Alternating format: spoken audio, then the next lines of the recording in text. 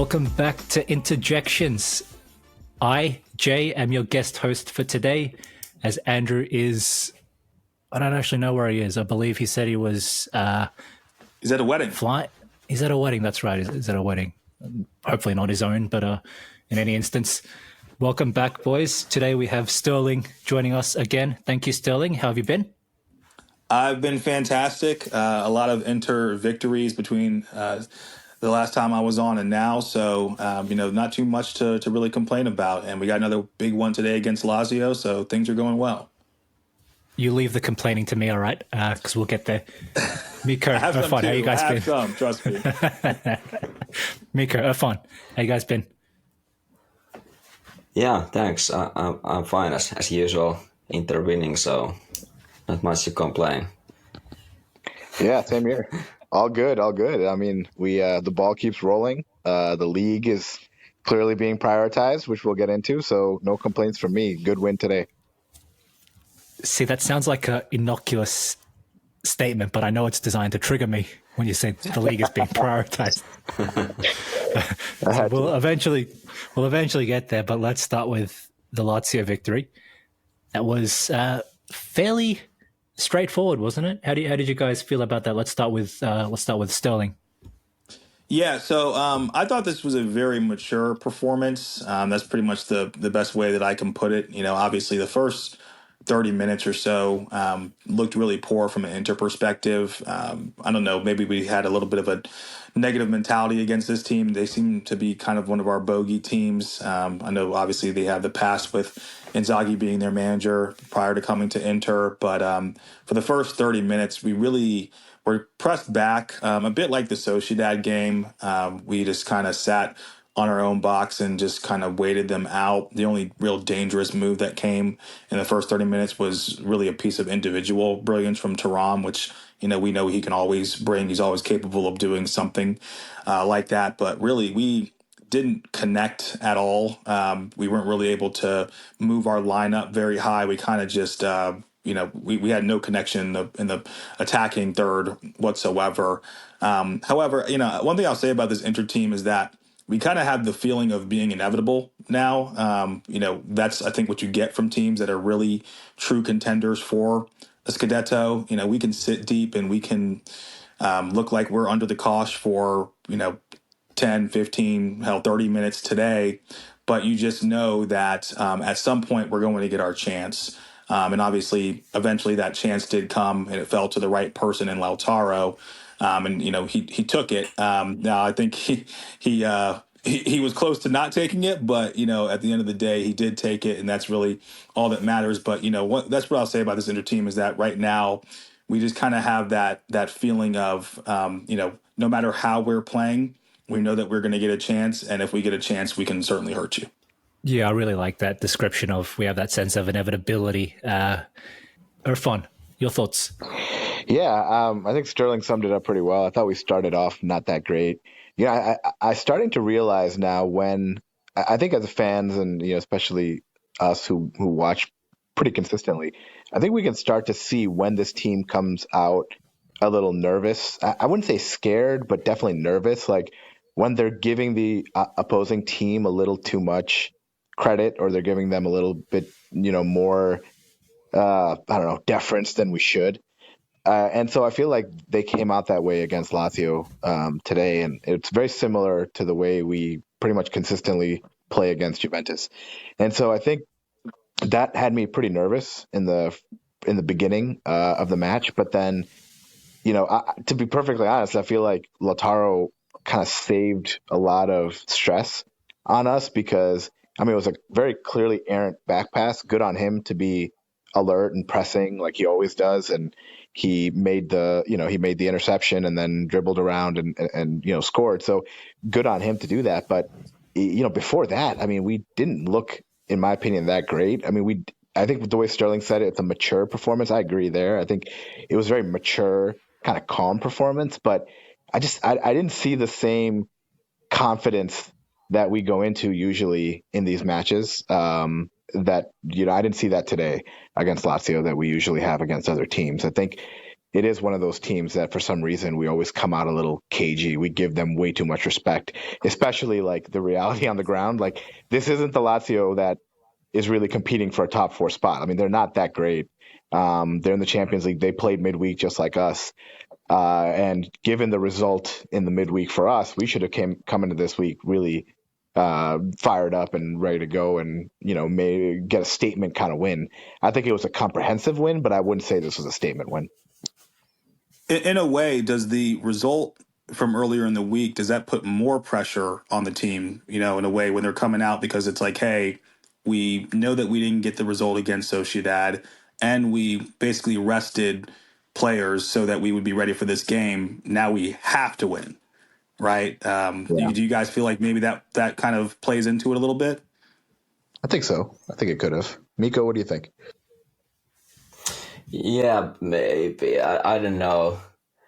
I feel like this team is like they're focused on all competitions, but then the Inzaghi has different ideas, and I think they're going for every match. But for this one, I want to say that for me this had like a blueprint from the Napoli-Inter match. Was it a week ago or when was it? That at the start the home team take control and they pressure us. And in this one, I think Lazio was even better than Napoli was. When Napoli pressured us for the first, half an hour, and now it was like 40 minutes. And Lazio they were even better than Napoli was. And I don't know, I feel like it could be that we just don't want to spend our energy at the start. And if the opponent comes at us like Lazio did today, it feels like we just try to take it and absorb the pressure and just try not to concede and then reserve the energy for the rest of the match. But given that in the Napoli match we got the odd Çalhanoğlu wonder goal, and in this one we got the like a super mistake by, was it Marsic or someone? It wasn't like we hit them hard when there's a spot. It was more like, at least in this match, like they gave it to us. So, but it is what it is. For this match, I felt like most of all the matches this season, this was like most for us the Juve kind of style. They've been getting points. We just like do almost nothing at the start, and they just somehow get the points. And it felt a bit like that in this match. Even though in the second half we were able to keep the ball a bit better, and at times we kept it very well and cycled it.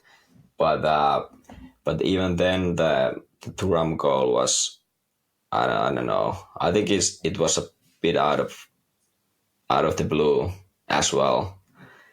But anyway, this was like a very major way to like handle the match and keep the result.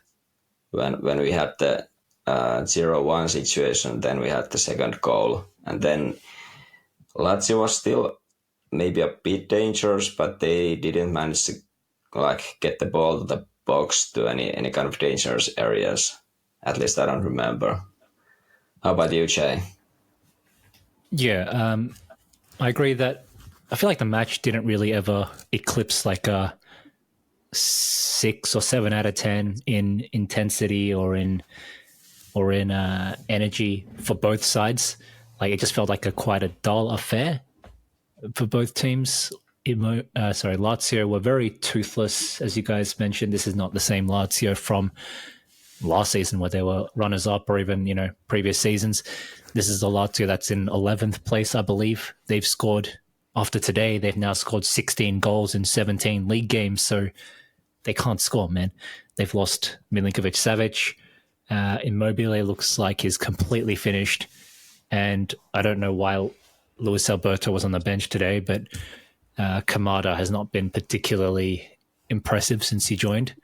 So to Lazio, that's just probably the worst Lazio side in the last couple of years. And I think we kind of just managed the damage that, or the modest danger that this Lazio presented.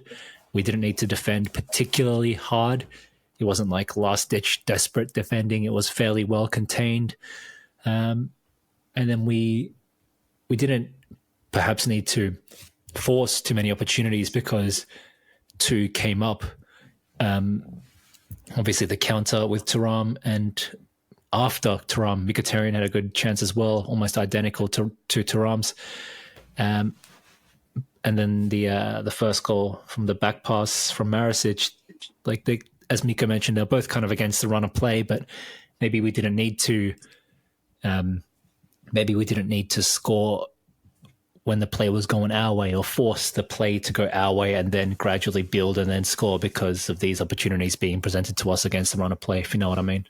I would say that one thing that I think Inzaghi has realized, especially this year, is that, we have difference makers in this team, and not every team in this league does. And I think you kind of saw that today where, we have a real tip at the end of our spear. We have the ability to really hurt teams. Obviously, we have the most informed striker in the league. We have probably the second most informed striker in the league partnering him. And so, if we're not afraid to park the bus this year. We'll sit deep because we know that eventually when that chance comes, we have players that will take that chance. And, Miko made a really good point earlier in comparing this game to the Napoli game, where again, against the run of play around the 40th minute, all of a sudden, Çalhanoğlu pulls, essentially a wonder strike out of nowhere. Well, is it out of nowhere, or do we just have players who can make the difference, week in and week out? So, sometimes just putting your team in a position to where you don't let other teams beat you by making mistakes and just wait for them to make a mistake because you have better players. I mean, essentially what Allegri's done in this league for 10 years. Yeah, I mean, how often do we complain about Juve as Mika so correctly compared? Like, I mean, we've all done it. We've all watched a Juve game kind of like expecting or like hoping them to drop points. And then Genoa's playing pretty well. I think they can grab a draw here. And then next thing you know, Badel just gives the ball away like a dickhead. And then it's a Juventus penalty. And you're like, fuck this. How do they always win like this, I mean, they did end up drawing the Genoa game, but you get my point. At that stage in the game, it looked like yet another routine Juventus 1-0 victory. And that's how so many of their victories have come. And today kind of looked like that for us. We weren't doing much. Lazio were, I guess, to the eye test, the better team for the first 30, 40 minutes. Albeit they didn't make many chances, but they looked better than us. Their play was nicer. They looked a bit smoother. And then, if you're a Milan fan or a Juve fan watching us, hoping for us to slip up, what happens? Maricic gives the ball away like a clown, and then we get a free goal, and it's infuriating. So, we've been there on the opposite side many times. And as Sterling said, sometimes it is just a case of not letting the opponent, play to their best against you, and then having the system as well as the personnel in place to take advantage of micro chances or small mistakes presented by the opponent. Like, how many times have we seen someone like back in the day, I'm thinking the likes of Pogba, Tevez, Vidal, these kind of guys just getting a wonder goal or scoring through individual brilliance from Juventus. Or even like recently, they've been, maybe not recently, but last season and a half, they've been relying a lot on someone like Chiesa and Vlahovic to make things out of nowhere while the rest of the team does pretty much fuck all. And, to win like that occasionally is not a bad thing by any stretch of the imagination. So I'm glad to see we're injecting a little bit of that kind of cynicism into the team. Like, we can't be too gung-ho like we were last season. So I think Inzaghi still is a coach who's learning on the job in a way. maybe seems a bit too, I don't know, maybe seems a bit too much of a blanket statement to say something like this, but I feel until he wins the league, he's still somewhat unproven. You know what I mean? For as much good as he's done since he's come here, he's always just finished, second place, lost the league to Milan, lost the Champions League title to Man City, didn't compete for the league really last season. So, he's yet to win that big trophy, either the Champions League or the league title. So until then, I still consider him to be kind of learning, and he's showing that adaptation, that learning by incorporating some Juventus-like defensive cynicism and that infuriating ability to win while not playing well. Yeah. I mean, go ahead, Miko. Yep. Yeah, I was about to mention that kind of cynicism that I mentioned earlier, and I want to repeat myself a bit about the first half and how I think we were really poor. And I want to get your thoughts, guys. Do we, like I suggested, that maybe we just reset the energy a bit, and we don't run enough, because it felt like our players, they couldn't connect 3 passes together, maybe occasionally, but not in a consistently or in a consistent way. And I felt like, is this a planned thing?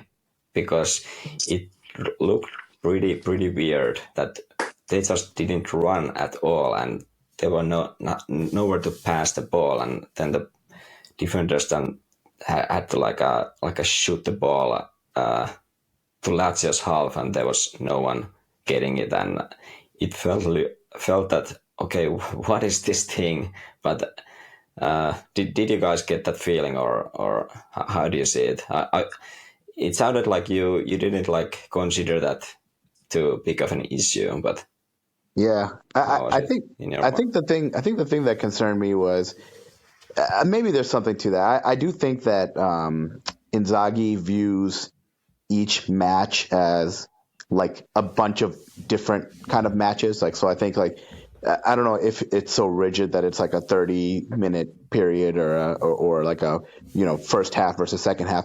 But I do think he views the game in segments, because the way he kind of operates, it seems like that's the way he does with substitutions, with everything.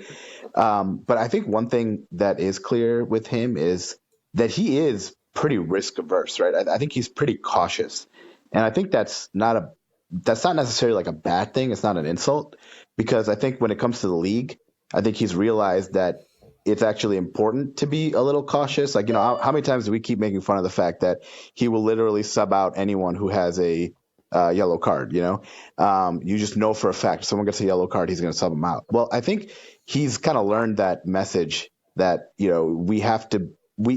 doesn't want to lose games, right? I think his whole thing is if we get beat, that's fine, but we're not going to lose the match by ourselves.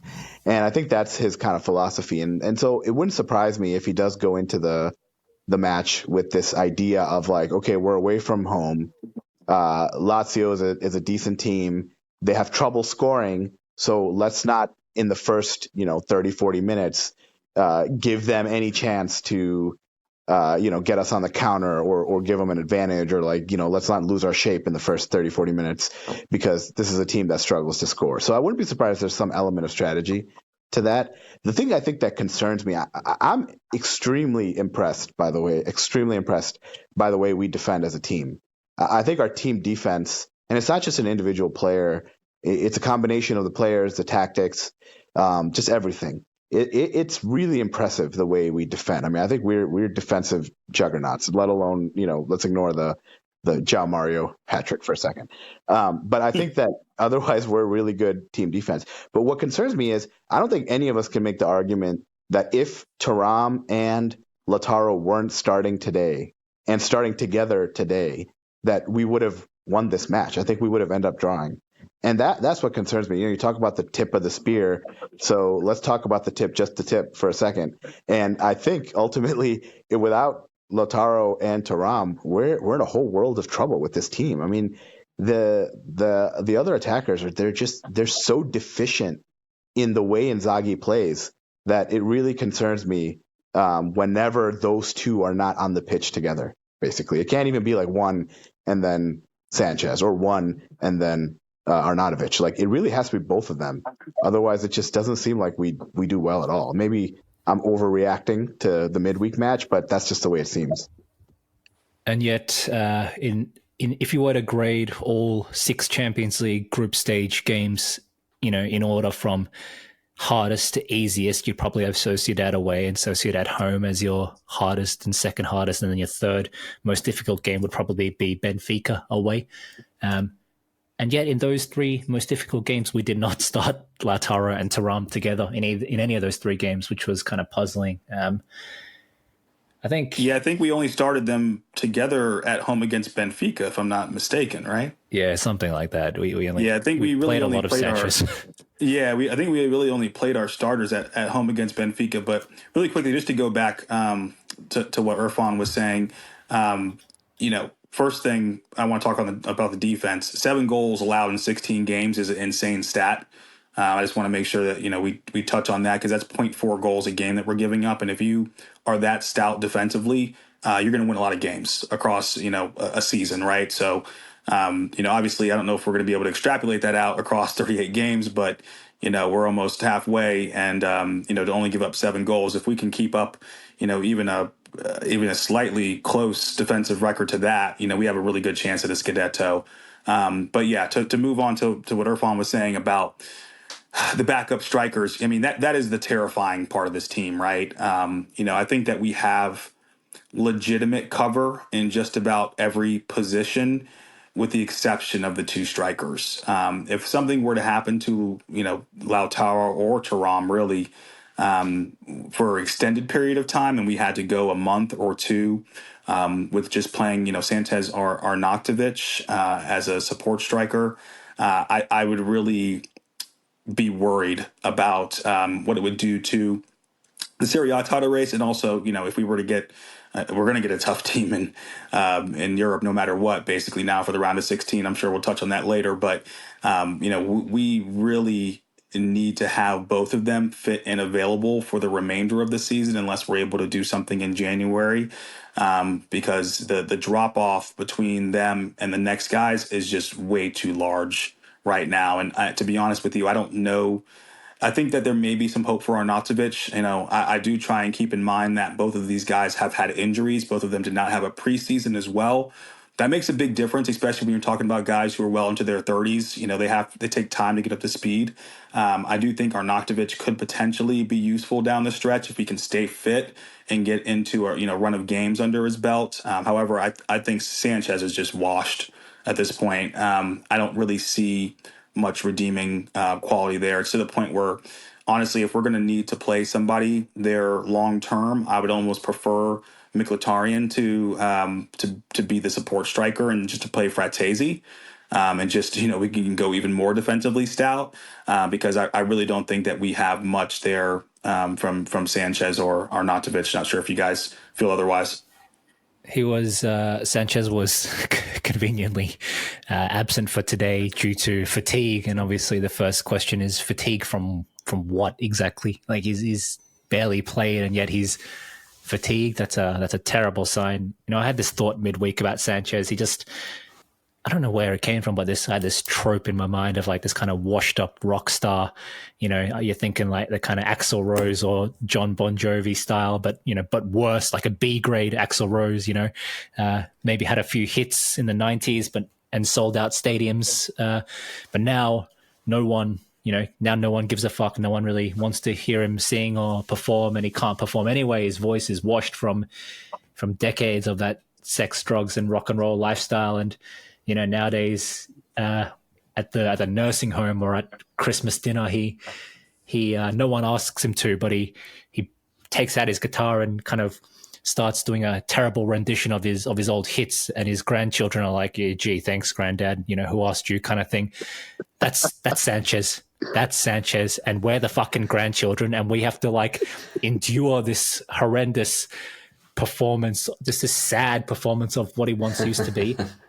And I really resent the fact that we have to kind of like hold this recital for him to kind of, momentarily relive his past glories when he should have just fucked off like years ago.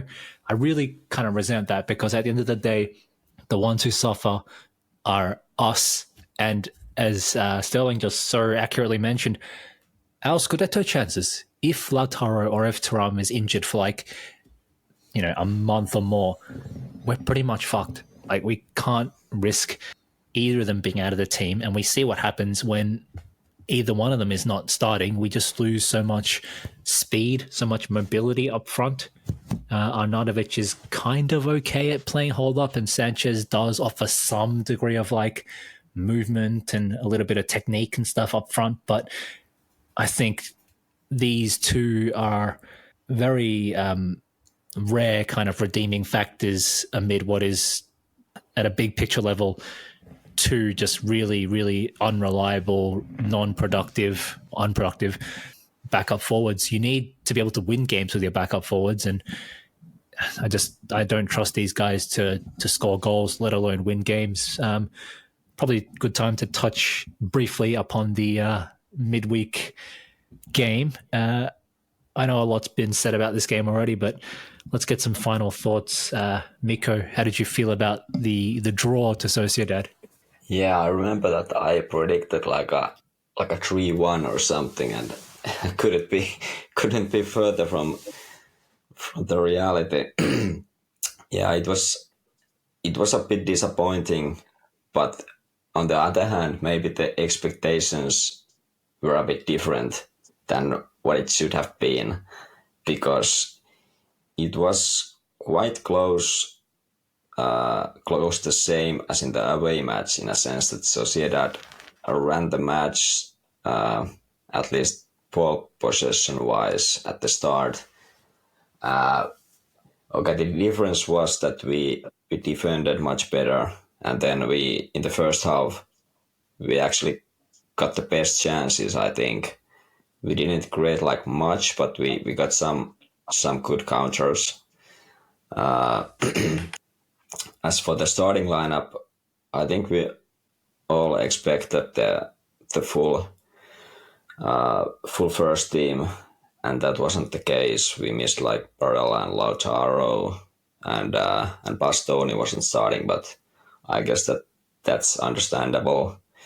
But Barella and Lautaro not starting was quite a clear message that okay, we are definitely prioritizing Scudetto this season, and there's no way not acknowledging that. But as for the game, in the first half, I was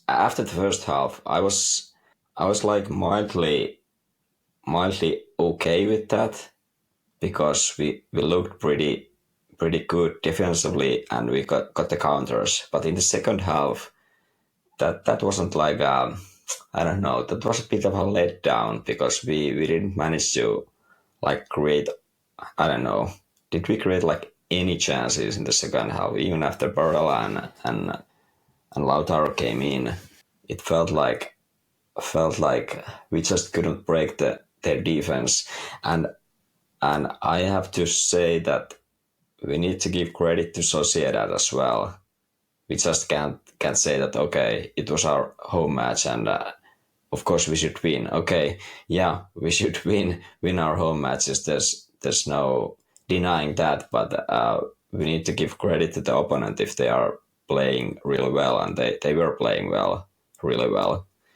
I was going on record as saying, in regards to the Sociedad game, that I was okay with the rotation. I thought that the rotation was probably the right decision by Inzaghi. Where I had an issue was the substitution of Thuram. When we bring on Lautaro, at the same time you take off Thuram, in my opinion, that sends the wrong message to the What's team. the point? What's the point, seriously? Yeah, it's bingo. like, I think that, in that moment, you're at home. You have about 30 minutes or so left in the match. I mean, at least give him 15 or 20 minutes. You don't have to. I understand if you want to take him off with 10 minutes left because you want to save him, but I mean, realistically, is Marcus Thuram, who is 26 years old, if he plays 15 or 20 more minutes, is that going to mean that he can't go again at the weekend? If he is slightly more tired at the weekend, does that mean that we can't beat a 10th place Lazio? To me, that kind of brought back some old Inzaghi memories that I'm not so fond of. Games where, for example, the famous one obviously being that game against Milan where he made the subs and all of a sudden, Giroud's turning De Vrij and scoring a winner, and obviously we go on to lose that Scudetto. It's just reminded me of times where in the past he was not ruthless enough. I just feel like that's where he can still take that final step as a manager. Because I just know if it was Mourinho on the side, for example, even if it was Conte on the side, they would have wanted that first place. And I really wanted that first place. And I think the team did as well. But, when you take off Thuram, who was having a fantastic game, and obviously you guys, we just spent a decent amount of time talking about how poor our backups are on the forward line. When you're playing with one of those guys up there, the rest of the team knows that they don't really that the chances of them getting that winner have decreased dramatically at that point. And I think you could see it in the response in the second half. I think the team was waiting for that moment to push and try and get the winner, and that moment just really never came. So that was what really frustrated me, because if you look at how the Champions League is lining up, I mean, man, that could really, we could look back at that and say that was a really bad decision, because we were going to get a really good team in the round of 16. And look, I understand that there's no guarantees in the Champions League. We could get a second place team and we could still potentially go out. I also understand that we could have kept Thuram and Lautaro on for the rest of the game, and we may have not scored. And I can live with that, right? I can live with either of those things, but it just felt like we shot ourselves in the foot a little bit. It felt like an own goal by not just pushing in that situation to get that goal and to, finish first place in a Champions League group for the first time in a long time. I can't even remember a time in my Inter career where we finished in the first place. Even when we won the treble, we didn't finish in first place. And, it's also worth money to this team as well, right? It's worth money to the club. I just didn't like the decision there. That's really where I took issue. I was fine with the rotation, but when you have a chance to win a game and it's in your backyard, I think you got to go for it. Yeah, I got to say before we move on, or before Jay, you jump in on this. Look, I think we've all been fairly measured here, and I've spent most of my time on this podcast defending Inzaghi. I have to kind of lay into him on this one. Like, it was a chicken shit performance. It's just not okay. Because, again, I also understand the rotation to start the match. That was fine. And honestly, you talk about like strategy, like Miko was saying about against Lazio, against Napoli. Like, if you want to come out in the first 30, 40 minutes and start a few subs and contain them and don't let them score and all this sort of stuff, that's fine, right? But I remember thinking to myself, okay, we made it 45 minutes with this conservative like lineup, not full rotation, but meaningful rotation. Now it's time to put our foot on the pedal and start the second half and just run these guys out. I mean, we're at home. This is Real Sociedad. This isn't Barcelona. This isn't Real Madrid. This isn't some crazy club Bayern that we can't. I mean, it was just not okay to not start the second half like immediately putting our foot on the gas. And then, like Sterling mentioned, taking out Thuram when you put Lautaro in, it's almost unforgivable to me. I mean, let them play even 10, 15 minutes and they probably would have scored, and even if they didn't, at least you tried. And this goes back to my one complaint with Inzaghi. Going into this stretch, and I give him credit too, going into this stretch, he clearly knew that this is the critical time for our league chances. Clearly we're prioritizing the league, and I'm fine with all that. But he is still playing the schedule the way it's on paper and not the reality, right? Like he played against a Juventus team that is like much inferior to the way they have been previously, in a lot of ways. And even though they're grinding out good performances now, I'll admit. And then the same thing with this Lazio team. Like there's way too much respect given to these teams when we don't necessarily need to do that. And same thing with the Champions League. Yes, we qualified. We know we're going into the next round. The next round and the draw is a crapshoot. You can get a really tough team even if you're the top of your group. And like on paper, that all sounds great, but you had such an opportunity.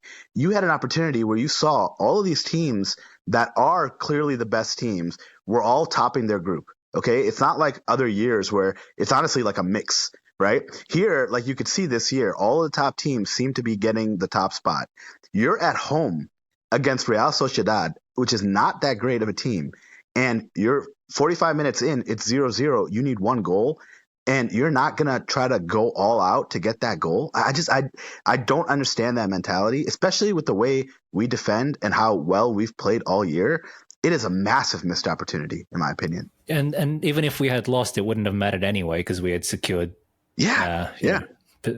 qualification. I couldn't agree more. And it harks back. When you see the ramifications of it, it's like you can't help but go backwards and review the entire group stage. And as I said earlier, against Sociedad away, against Benfica away, we played these heavily rotated teams. And I know that we were kind of like advocating for it at some point, but not to that extent. And I guess if we can criticize Inzaghi, as you mentioned, Irfan, a lot of it comes down to the kind of on the ground, in real time reality of the situation. Like, we had 30 minutes or more to score a fourth goal against Benfica, but it kind of felt like we just came back from a 3-goal deficit to tie at 3-3. Everyone give each other a round of applause. We've done a great thing here, and then we kind of just switched off for the most part. And I know Barella had that chance and hit the post, but even then, prior to that point, I felt like we played it like a controlling the game kind of mentality. We kept it at like a 6 out of 10. We didn't risk losing it, right? We got to 3-3 and we didn't want to give them a chance to take the result back to 4-3. So we kind of just kept it at 3-3. And had we won that game, things could have been different. Likewise here against Sociedad, as you guys mentioned, this is with all due respect because they deserve quite a lot of it. This is Real Sociedad. It's not Barcelona. It's not even Atletico Madrid. It's not even like the 2000s version of Valencia, And so when you look at the winners, it's, literally just the elite clubs of European football. And then the group stage, the runners up were just essentially, am I being harsh by saying they're essentially Europa League teams in a way, PSV, Copenhagen, Lazio, we got PSG there, and then Leipzig and Porto. Yeah, it's what you'd expect to finish third in a normal Champions League group stage, isn't it? So I have to be disappointed that we didn't take a more ruthless approach to not just the last game, but the last 2 or 3 games in the Champions League. I don't want to go down that rabbit hole again. So let's move on to the draw proper. Who are you guys? I mean, is there much debate? I mean, as long as you're not one of these lunatics who's like, oh yeah, I want Man City so we can get revenge. Fuck off. Fuck you. I want Dortmund. That's all I want. Like, don't give me this bravado shit about wanting Man City. We need it for the finances. We need it for the, I think we do need it for the squad morale as well. Man City won all 6 games, by the way. So let's not act tough for no reason. We want the easiest team so we can go through the next round. And again, if I can have one final whinge, had we come first place, yes, I know there's no guarantees. We've all spent a long time reiterating this, but had we come first place, it was almost a very strong likelihood that we would not only draw a weaker team, of course, but progress to the next round as well, to the round of, to the quarterfinals. So in my opinion, the difference between securing first place and second place is like, if we had secured first place, it's like a 80% chance to get to the quarterfinals, via beating an easier team like PSV or Copenhagen. Now that we finished second, it's like a 60% chance of getting eliminated, if not more. Probably higher. The likes of Bayern Munich, Real Madrid, Barcelona and stuff are waiting for us. So it's got to be Dortmund for me. There is part of me that's like, yeah, maybe Arsenal, but I just hate English teams, and I don't want to even even think about being eliminated by this fucking insufferable Arsenal team, this young, brave Arteta's, team. Fuck off. I don't want to hear that nonsense. For me, Arsenal are the Milan of England, and there's way too many parallels there, which I cannot tolerate. So I'd rather just avoid Arsenal. But to be a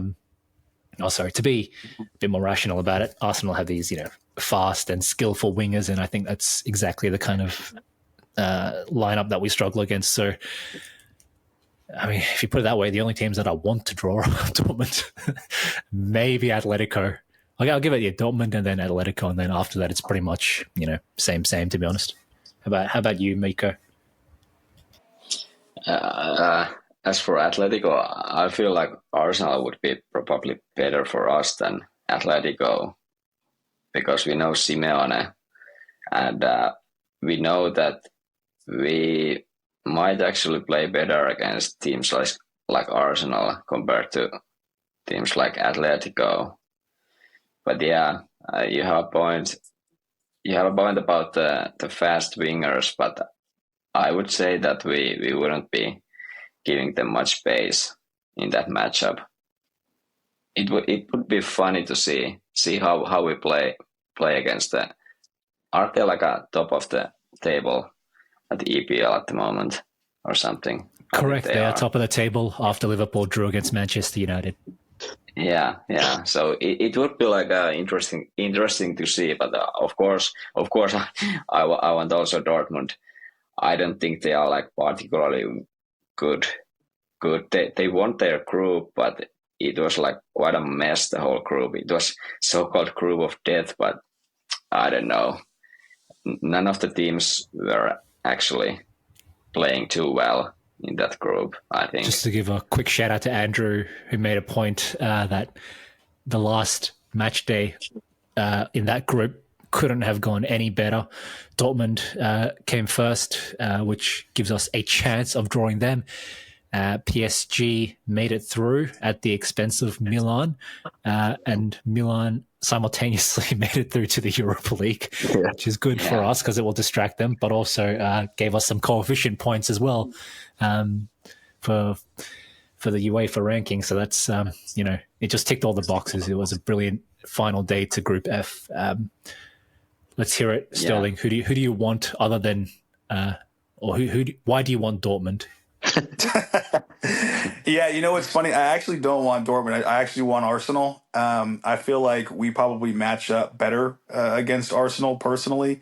They do struggle against teams that can sit in a low block still. They've gotten a little bit better with that this year, but I do watch a decent amount of EPL. I am still American, I guess, but it's a badge of honor to watch EPL games here. That's like the only thing that's on actual television. So I see some. I actually watched Arsenal earlier today. I think that we would match up pretty well against them. I think that if we could sit deep and just invite pressure, kind of similar to how we've done in the Napoli game and a Lazio game, that if Inzaghi actually decides to play the starters in a Champions League game, that we actually might be able to give them a really tough time. I don't want to play any Spanish team particularly, even Atletico.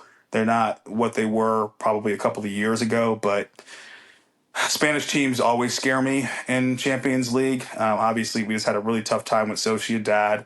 Obviously we didn't play our starters, but I still think that Spanish teams are always really tricky and difficult. And I think that, Atletico knows how to set up in a way that could potentially hurt us. And, Real Madrid is Real Madrid. I don't think much needs to be said there. I would say Arsenal or Dortmund, obviously, as well. I think Dortmund probably on paper is the weakest side that won their group. I think we could potentially knock them out as well. After that, it's pretty much everybody's on the same playing field. City, funny enough, does not scare me that much. At least not with the way that they're playing right now. I don't think that they're as good of a team as they were last year when we played them. I think Gundogan's a big loss for them. I do think that De Bruyne obviously has been a big loss for them so far this year. I'm sure he'll be back at some point, probably right in time for them to play Inter if that's the case. But he will come back into that team and they will get a little bit better. But overall, defensively, they've looked really poor this year. I think they just had their third draw in a row this weekend as well. So they're not looking quite as tough as they have in previous seasons. But the only thing I would say about them is that they have unlimited resources, so they could easily go and address that issue in January, and then get right back to looking like the team that they have for so many years. But if I had to go one. If I had to pick one, I think I would still lean towards Arsenal. I can't believe you. I mean, how are you going to handle these goons on AFTV calling us bomberklats after they beat us? You know what I mean? Well, here's the thing too: is that I think that what Inzaghi maybe didn't think about, or maybe he did, and he just doesn't care. Maybe he just wants to go out in the round of 16. I don't know, but we're going to probably have to play our starters now in the round of 16, right? So we're going to get. That's what I mean. That's what I mean. It could shoot us in the foot. Yeah, exactly. Come on, guys. So now you're unless Inzaghi's a real madman and he's just going to rotate against a top team in Europe, which with the way that he's been so pragmatic this year, I could honestly see him doing it. It wouldn't shock me if you see at least a partially rotated team. Carlos Augusto, Fratesi, guys like that in the team, but. We're going to have two really tough matches, and that's also going to impact us in Serie A. Whereas to Jay's point, if maybe we do win the group, maybe we can rotate and get away with it. But anyways, it's kind of spilled milk at this point. But at this, bring me whoever it's going to be. As long as we are fit and we actually give it a go, I think that we have a chance against pretty much anybody right now. I'm telling you, man, if we get first place, we draw Copenhagen and we can play Aslani, Klaassen and still beat them 8-0 across two legs. It's Scudetto done. But now we're going to play Barcelona and, we got to play Thuram. Now we're forced to play our best 11 because you can't play, you can't play Sensi and Cuadrado against Barcelona or Real Madrid. You know what I mean? So I'm glad you mentioned Barcelona, actually, because that is probably, if I had to pick a La Liga team to play right now, it would be them. I don't know if you guys. They did lose 2 games. They did lose 2 games in the group. So they are not good. They are not a strong team this year. Look, this is all very cute, I'll admit. But here's the reality. I don't want a piece of Morata at Atletico in the Champions League. I mean, that guy's a killer. As much as I don't want a piece of him at all. So no Atletico. And you guys already took my main thought here, which was when I'm looking at this next matchup, I'm trying to think who does a Klaassen, Agume, and Aslani midfield matchup best against. Because as far as I'm concerned, I will not be surprised at all if I don't care if we're playing Bayern or City. This guy will probably just start our bench and try to survive that way. If we've got any match in the Serie A coming up that week, that's worth a damn. Because again, I would not be surprised. I think we just don't care at all about the Champions League. I think that's where they're at right now. And whoever we match up against. But, I wouldn't be surprised if, depending on what's going on with our injury situation and all this sort of stuff, I'm not convinced that we would really give the round of 16 a good go, to be honest. I feel like we would give it a good go had we drawn a shit team, but again, we're going into a cyclical argument here. Just a reminder that Real Sociedad are 6th in the Liga, but I'll shut up now. I'm just curious from a financial standpoint, is prioritizing the Scudetto, is that really the best move for the club long term? It's not. We would have got 10 million for securing the next round of Champions League, an extra 10 million euros, and on top of that, there's the TV revenue and stuff like that. So, I mean, going to I believe, Miko, you're much better on finances than I am. Tell me if I'm wrong, please. But I believe getting to the round of or the quarterfinals is more profitable significantly than winning the Scudetto. Yeah, if you are like second or first in the Serie A, that's not much big of a difference, I think. So yeah, it's definitely more profitable to be in the quarterfinals, let alone further in the Champions League. But I think it's not about the finances, even if it is super important for Inter. I think we still want to win. So of course the Scudetto, especially the second star, we that's the first priority. It's like agreed. It's pretty clear. Yeah, it's pretty clear from anyone in the club by now. It was even like mentioned at the Christmas party that's the first priority. That's the focus. That's why Inzaghi is rotating in the Champions League. But I want to say that I see no possibility that we will rotate in the round of 16, even if it was a Copenhagen, maybe one player or something, but no way. But it's interesting to see if you guys are right and you will like field some. Don't take some my bench guys there. Don't take my Asllani winner at the Camp Nou away from me, okay? Asllani screamer. Asllani took that away from himself. If you recall the 3-3 draw. What if would we not rotate if we played IB Leipzig?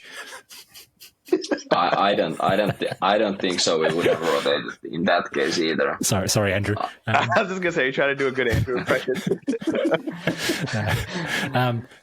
Okay, well, this is the absolute last. I'm going to complain about it before we move on. But what I will say is, actually, you know what? Let's leave it there. I was just going to say that we could have actually made it easy for ourselves by the rotation, because you got to think of the rotation ahead of time. I guess the difficulty is not overthinking it, but kind of planning ahead appropriately.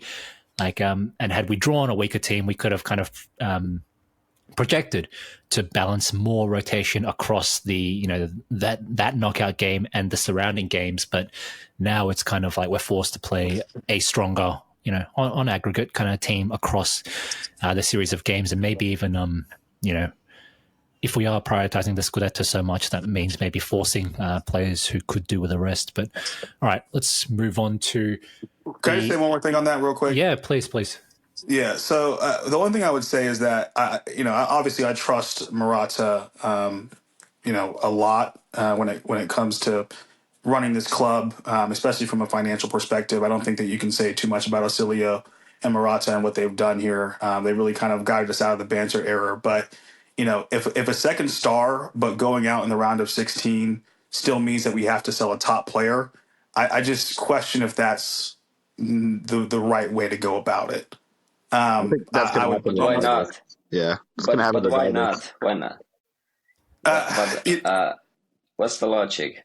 Like, if we sell a player, we are like worse. But if we keep the player, we are better for the next season. But if we don't win the Scudetto, like, what's the? Because we are. I guess from a sustainability standpoint, I just question how long we can get away with playing this game of every year you have to sell one of your top guys and then, hope that you can essentially replace him and kind of keep that same level. Whereas, maybe if you're, I guess, going at it in both competitions and you make a deep run in Champions League and maybe you do just come up short, I do understand that. Trust me, I want to win trophies as much as the next guy does. However, I would also, we've been through some really rough times with Inter, and I would really hate to slip potentially back into, one of those 3 to 4 year gaps where we essentially aren't really competitive at all. And I feel like financially, if you keep putting yourself in those positions where you continuously have to sell one of your better players every year, that eventually you could potentially find yourself in that type of a situation again. That's my fear. 100%. And just a good segue to this report that we saw midweek that, and it's just a newspaper, headline. So it's probably just speculation. Fingers crossed, touch wood, but it does confirm a suspicion that we had that Steven Zhang desperately wants to keep a hold of the club, so desperately that he is looking to refinance at all costs, even upwards of even to taking a loan of 25% interest rate on the loan, which is, I mean, you may as well just blow your brains off with a shotgun right there. That's what that is doing to the club should you take that kind of loan. But I just want to give one final props to Auxilio. You reminded me, Sterling, when you mentioned him. He actually said something I really liked what he said. I don't know if it was at the Christmas dinner or thereabouts, but what he said was, yes, we're aiming for the second star. And then he kind of threw a bit of shade at the rest of the big team, saying, basically, let's cut the shit here. Everyone starts aiming for that second star, and then things go wrong, and then you start making excuses about, we were aiming for top 4 all along, kind of thing. No, we're aiming for the Scudetto. I really like that statement from him. It was ballsy, and I want to see that. Yes, I would like to see more balls across the board, Yeah, it was a good a call out to for example Allegri, who's been explaining it's top 4 for Juventus. Inter are the strongest team, etc. Yeah, they don't even play in Europe, and we're targeting for top 4 and Champions League spot. Blah blah blah. Yes, I like your impression. But yeah, they have a biggest transfer budget and the wage bill. best budget and wage bill and everything, and they are targeting top 4. Okay, yeah, right. Anyone have anything to say about the round of 16 before we move on to the Coppa Italia? All right, let's move on. We have easily the hardest team in the Coppa Italia of all the big teams. Yet another thing I can happily complain about. I do enjoy the occasional grumble. We have Bologna, who are currently 4th after they predictably destroyed Roma today. Meanwhile, our good friends Lazio beat Genoa last week. Fiorentina barely scraped past Parma on penalties. Napoli play Frosinone. Milan play Cagliari. Of course, they get the easiest team. Atalanta have a tough one with Sassuolo, but Sassuolo are dismal this season. Roma have fucking Cremonese in Serie B, so I expect Cremonese to dispatch Roma with ease. And Juventus have Salernitana. So, as mentioned, we have by far and away the hardest draw, which begs a question that we've been kind of cycling through this whole episode. How do we rotate? What kind of lineup do we put out here? Do we put out anyone because it's the Coppa Italia and it's a distraction to the Scudetto, or do we play a respectable team because they are 4th place and they could very feasibly put up a good fight and take us to extra time, which would be the outcome that we want to avoid? I would go full Benfica and the second lineup and see what's happening. And but he won't. This is the Inzaghi Cup. He's going to go full 1,000%. Yeah, who's the former Bologna player to score a hat trick then? Just like Gianmario, when we play when we take things for granted and play a rotated team. Do they still have Mbaye or something like that, or No, it'll be Xerxes, and that'll alert the rest of Europe that he's worth 100 million euros, and we'll outprice ourselves on a potential move in the future. Xerxes is already joining Milan in January to lead them to an unprecedented rise at the table. Yeah. Along with Rafael Varane, yeah, exactly. Yeah, exactly. Varane. Varane's the reinforcement for summer.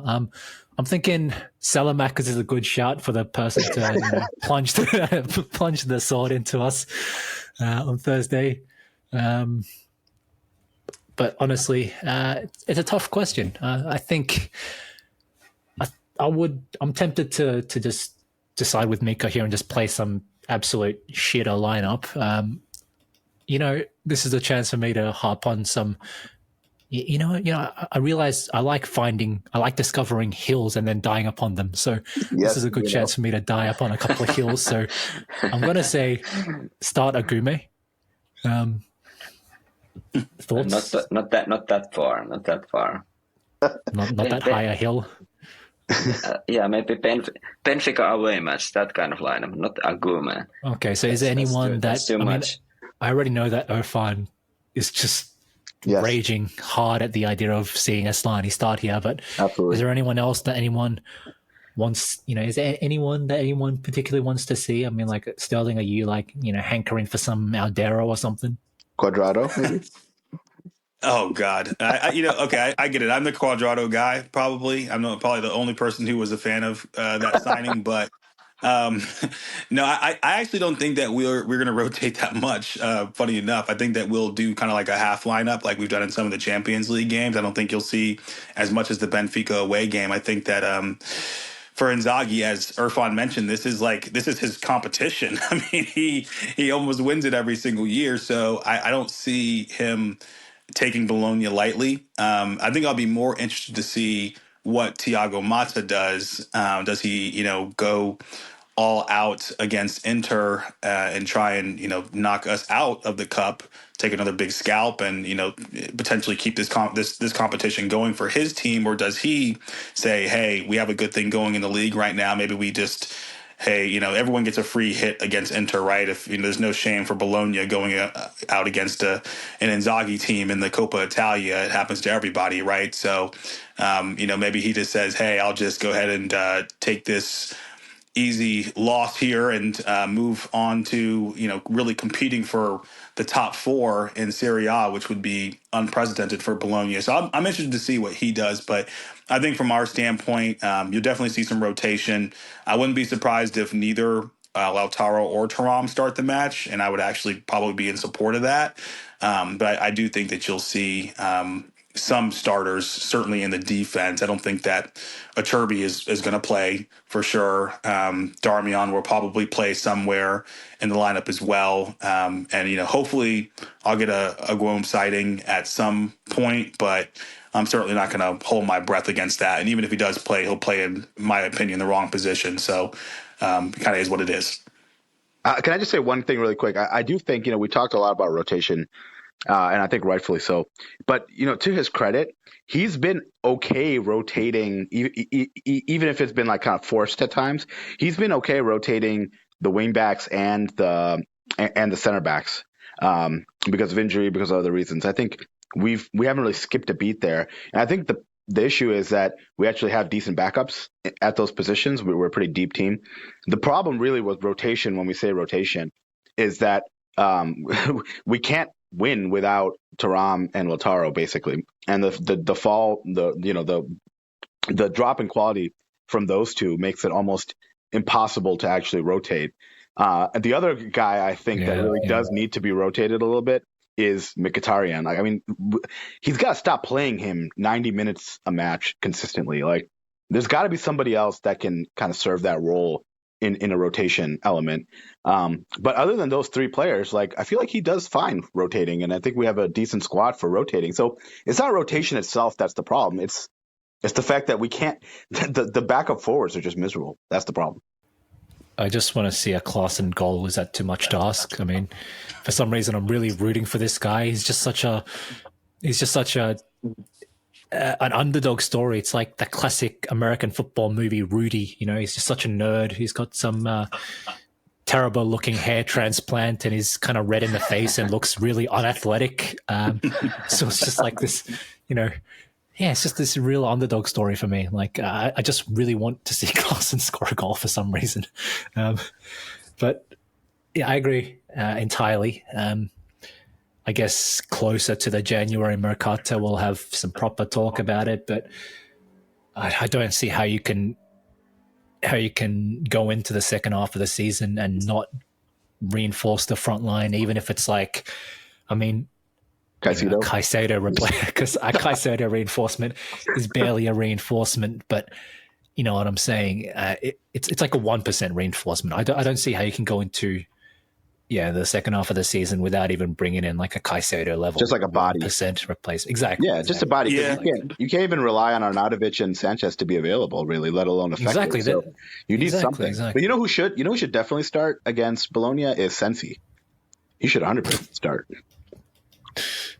That's actually sorry, I'm just conditioned to laugh whenever I hear his name, but I think you're actually right.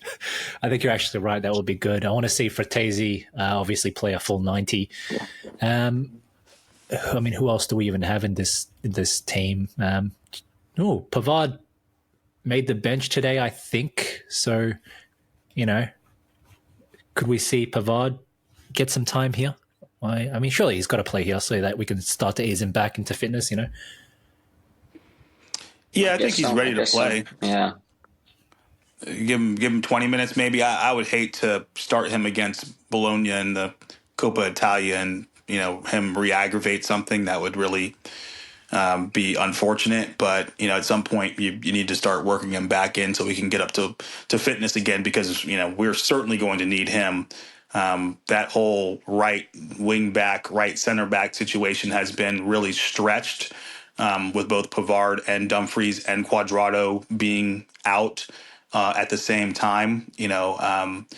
I would say really quickly, to touch on Bisek, because I think we kind of glossed over him earlier, but he had a really good performance today against Lazio, and I thought he had a really good performance against Udinese, and away at Benfica, he kind of had a terrible first half and then picked it up in the second half, but that's another good piece that we have kind of stumbled upon there.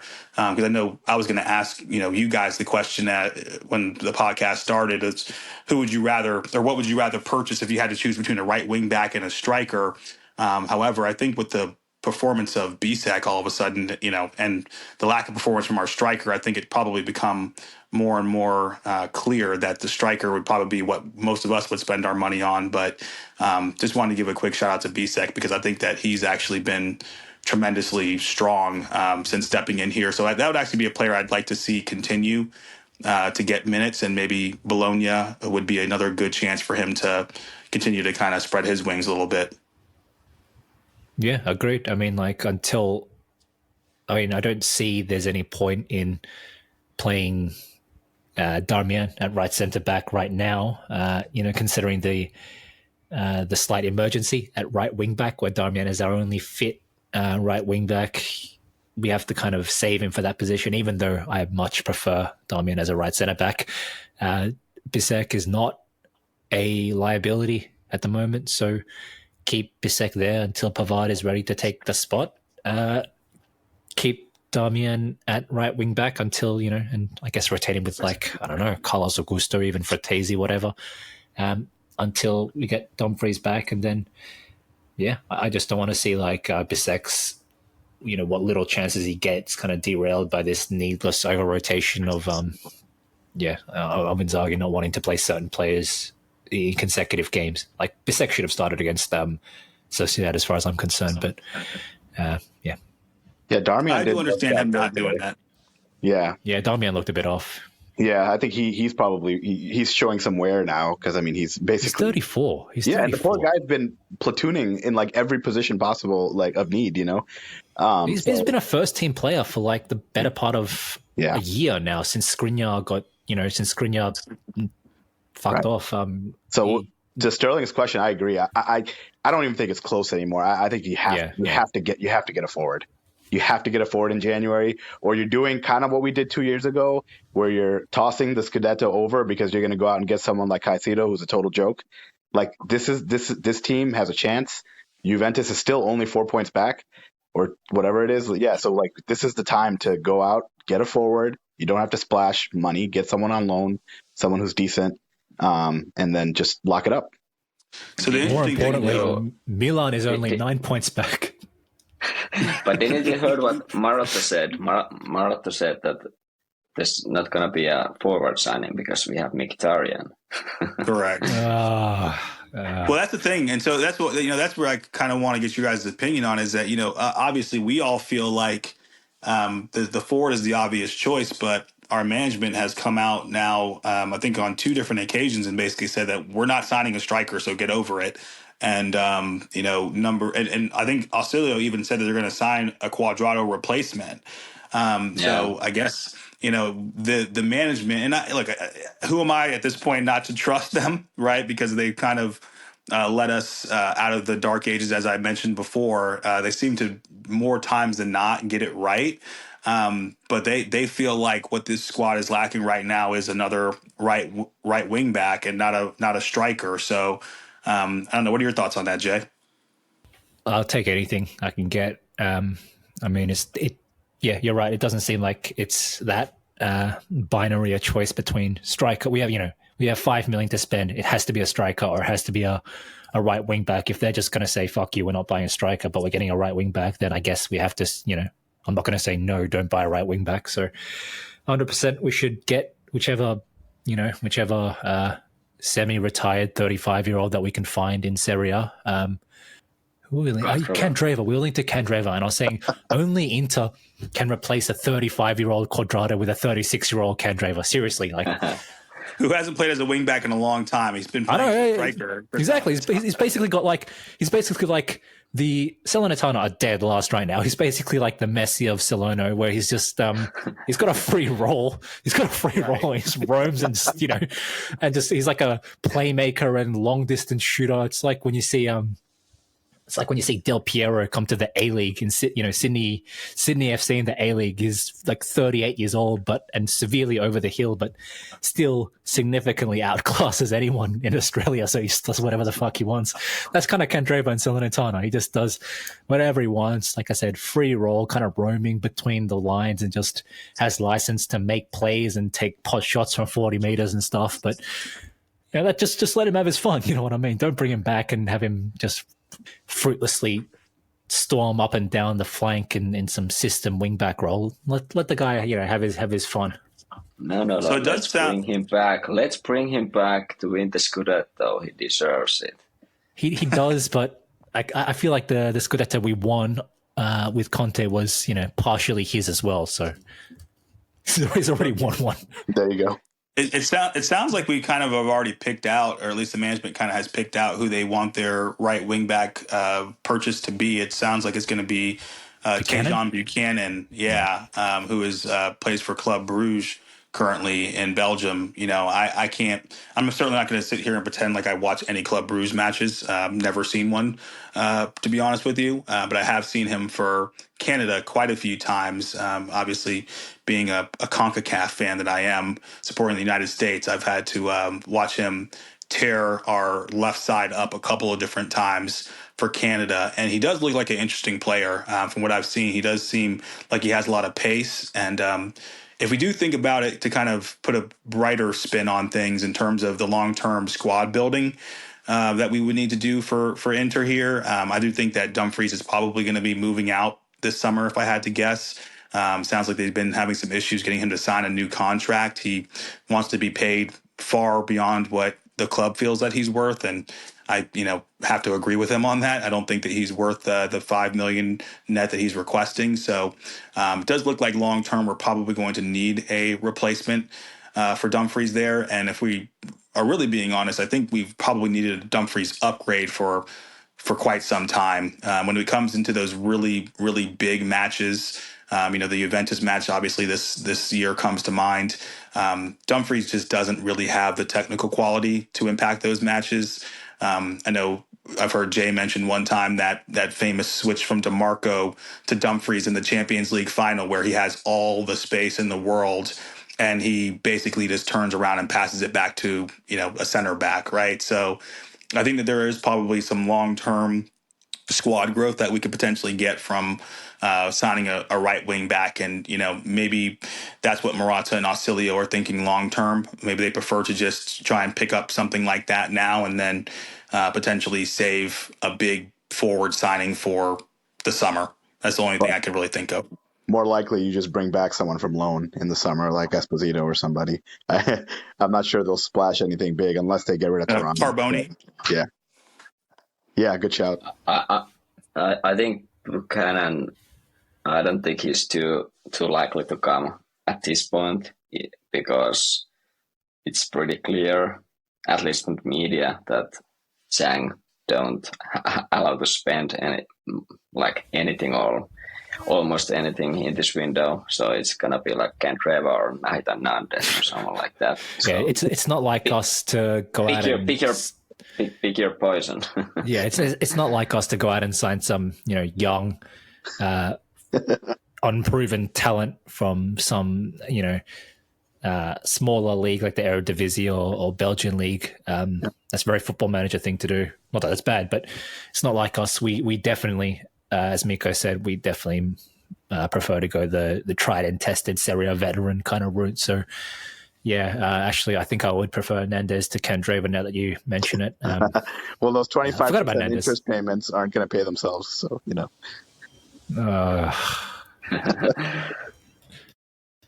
Shall we? Yes. Briefly touch upon the Lecce game before wrapping up. Look, all I want is let's say 3-1 Inter-Lecce, and the one Lecce goal is scored by Baschirotto, and he does his flexing celebration after he scores. That's all I want. I'll take that. I'm going 2-0 Inter on that one. Yeah, I'm going to go 4-0 for Inter. 4-0. I think it depends a lot on the lineups between the Bologna and the Lecce matches, because.